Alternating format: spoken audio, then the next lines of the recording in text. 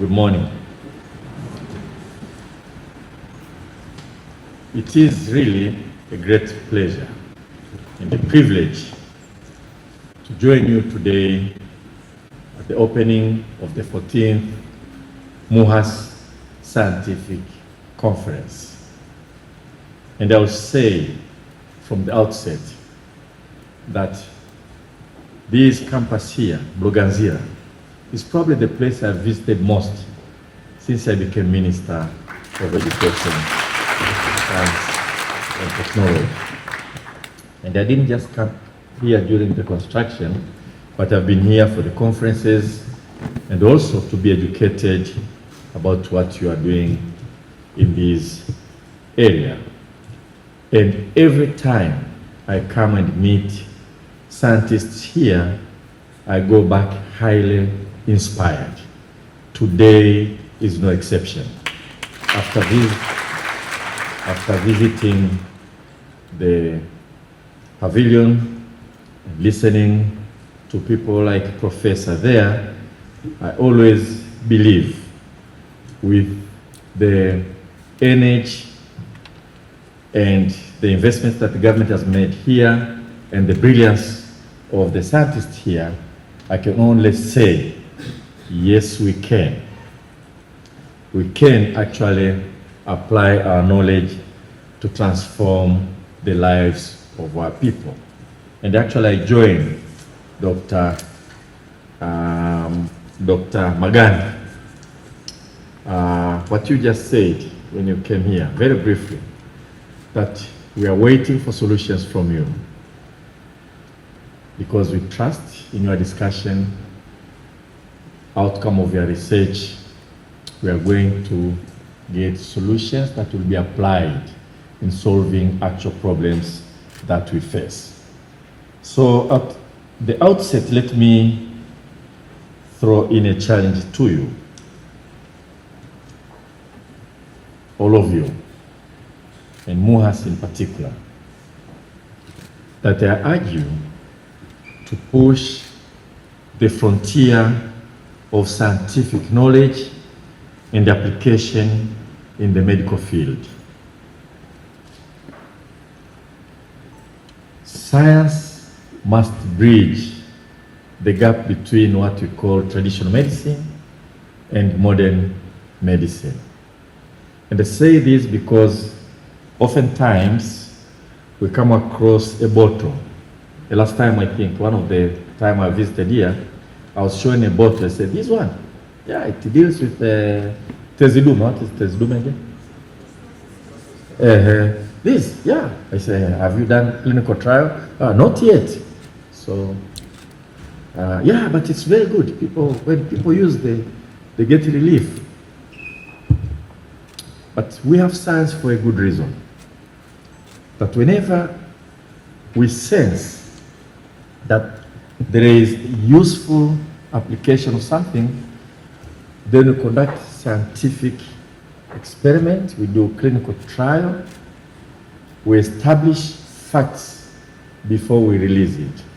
And we have so many cases of herbals when you go in the streets, in our traditional medicine, where people will tell you that if you chew this, you'll get better. And people will tell you that if you practice this, if you mix this and this, you're going to get well. There are cases where people give testimonies that, you know, when I used this, the problem was gone.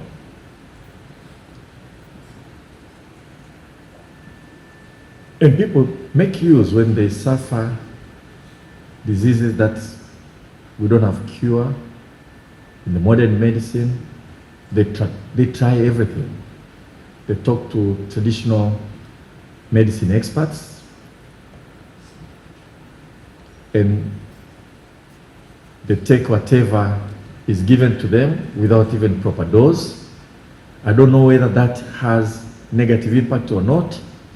And there are times, and I think personally I've come across people who tell you that when I went to hospital, they told me I have this problem. When I was given this, I tried it, and the problem is gone. But we have science for a good reason. That once you have those anecdotal evidence, what you do is to apply science to establish the veracity of the claims. And once you establish that this is a fact, develop solution, develop the medicine. And I don't know whether you call it traditional or modern, but it's a medicine that will have generated through scientific processes. So I challenge you that we push ourselves to make sure that indeed science is extensively applied to knowledges that are scattered around, anecdotal evidences that are all over the country, to see to it that we can actually decide whether what we hear is true or not true, and whether indeed there are some reliefs that people can get out of the kind of knowledge that exists, that we have to apply it to make sure that our people get such relief. We are going to have the first of the series of workshops organized by the Ministry of Education, Science and Technology, and this ministry is called Education, Science, and Technology. That means we are also supposed to drive scientific development in this country. So we're going to have the first of the series of workshops to discuss how we can advance science in various fields in the country. And the first one will be advancing science in medical field. And the workshop will take place here at Mloganzira, where we're going to bring together experts from NIMRI, from Mloganzira Hospital, Muhimbili, Ifakara, and those who are licensed to provide some kind of medical care or treatment in what is called alternative medicine, traditional medicines. We'll bring lawyers who will help us to deal with issues of patents for those who have probably discoveries that they're afraid that people will steal them and make use of them. The aim of the workshop will be to discuss how should we go about in advancing science in medical field. What do we need to do? What kind of strategies we should put in place? How can you bring together NIMRI, Ifakara Institute, Muhimbili National Hospital, Mloganzira, and other medical practitioners in trying to see to it that any knowledge that we think exists can be brought together. We can apply science to determine veracities of the claims that we are aware. And once we find out that there are actually solutions that are traditional, how do we bring them up to date and make sure that they're applied in our medical field? So all that we are doing here, I think I just want to set the stage for that workshop. And I want to believe that we are going to continue to do that, to push. I personally have some experience of somebody supposedly who came to hospital. He was diagnosed with Tezidume. What is it again? Prostate cancer, supposedly. It was supposed to be operated on, but they couldn't operate. I think either he didn't have enough blood or whatever. So he took time off. My former teacher when I was in primary school, when I heard about that and I knew about some concoction that people say can work. And people have been using it. Supposedly it's not a poison, developed by a professor from Sokoine University. So I told him, try this. He took it and he got some relief. Then I asked him, have you gone to hospital? He said, no, I've been cured. I said, no, go back. He went and supposedly, let me say this judiciously, supposedly, they say, who are you, so-and-so? Yes. You came here on this date? Yes. How come? We don't see any,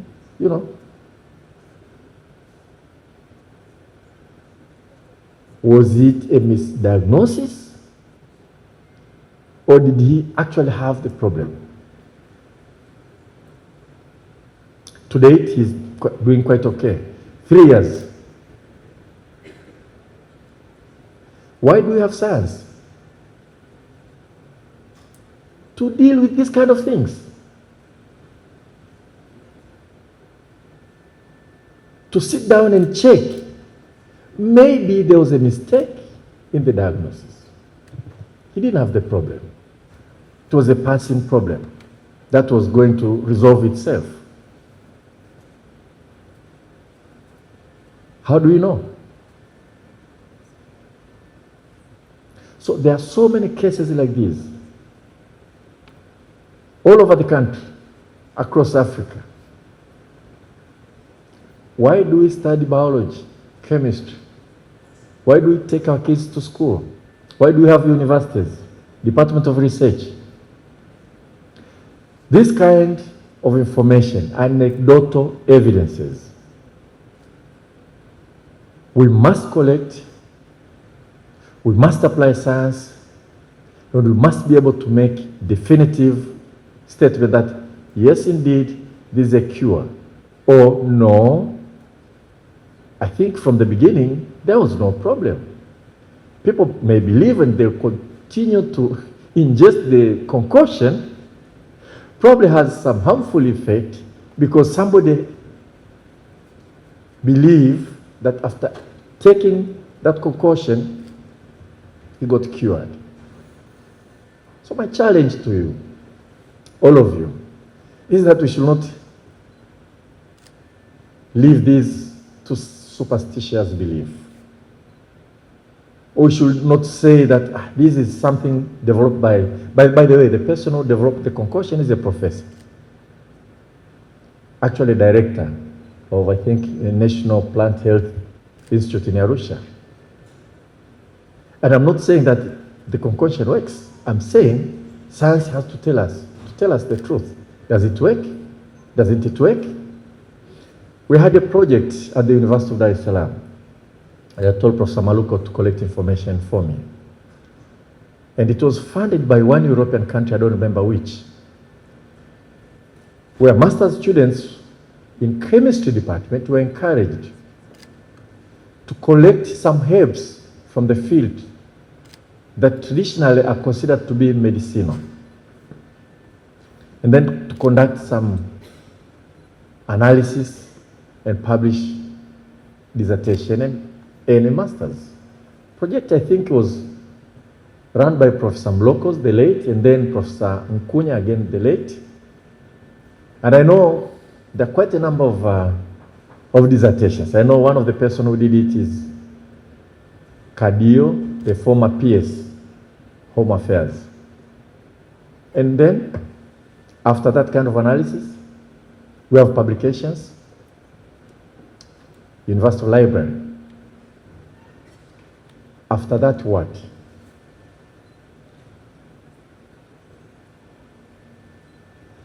Those who funded the project probably collected information, went with it. I don't know whether they made use of it or not. Because if there's a belief that this herb is medicinal, you conduct chemical analysis. I think the next step, you guys are the scientists, supposed to do, I don't know, whether it's clinical trial or some kind of research, either you do it on rats or whatever, I don't know, you guys know better. But somebody has to push it and check whether it's true that what people in this area believed to be medicinal, whether there's indeed can cure some problems, and what then? And I was asking, when you have a herb, and people say this is a traditional medicine, right? And quinine is a modern medicine, right? Quinine is a modern medicine, eh? So where do we extract quinine from? From plants. So plants is like a herb, right? So if the traditional people just pick it and ingest it, that's a traditional medicine, yeah? And if we do chemical analysis, we extract and so on, develop medicine, that's a modern medicine, right? Now, I don't know. I don't want to make statements that probably will be misleading because of my office I'm holding and I'm not a scientist.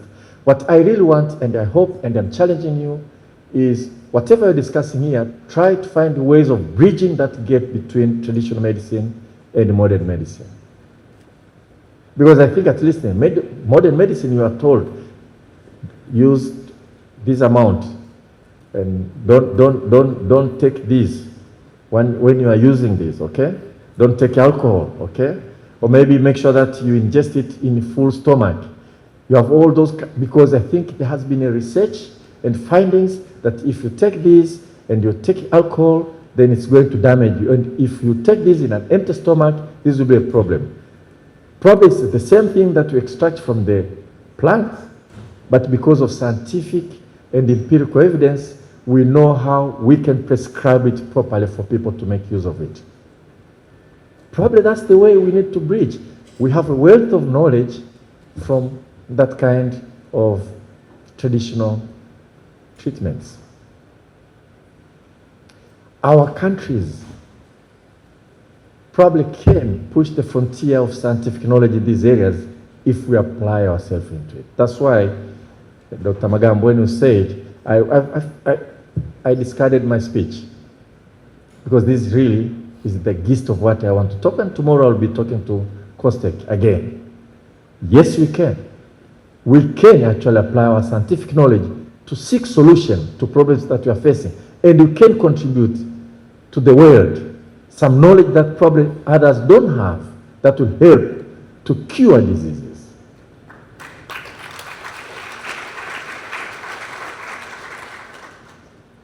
And whenever I talk to you guys here, Professor, that lady there, Professor, yeah? For instance, I could tell, and I was saying, I feel like she's speaking with her heart, the passion, and also the knowledge, not to mention the fluence with which she communicates. Tells me you have brilliant people, scientists, here across the country who can make use of. So, you know, I want to read any speech to you. I'm throwing this challenge to you. To Muhas. Muhas, you are doing extremely well in terms of scientific publications. And I congratulate you because you have set aside award also. And I don't know, Professor Maluko, maybe we have this 50 million for every publication. We can actually put a better rate for those who are advancing scientific knowledge in the medical field. Instead of, if they put some more, because I believe sincerely we can make a difference if we apply ourselves to pushing knowledge in these areas. Collect information that exists scattered, anecdotal maybe, that is.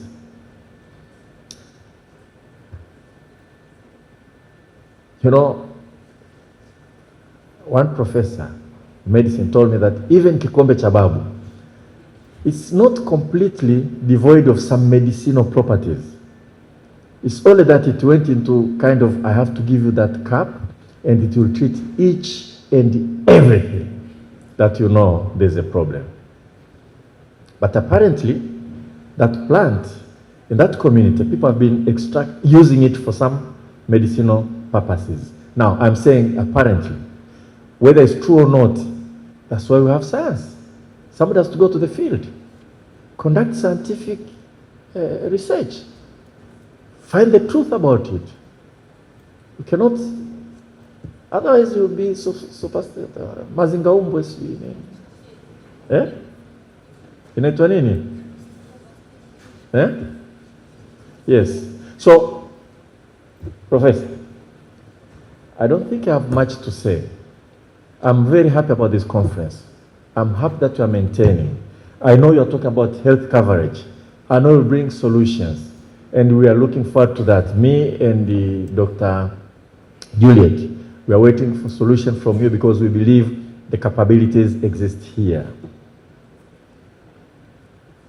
And I want to think about that workshop that you are planning and see who else will want to attend.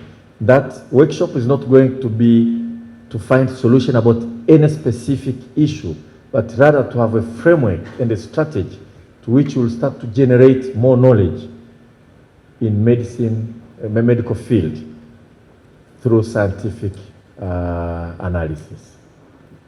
Right? With that, I'm happy to say it is now my honor and privilege to officially declare the 14th MUHAS Scientific Conference open, and I wish you fruitful discussions and every success in your deliberation, and you are waiting for solution. Asanteni sana.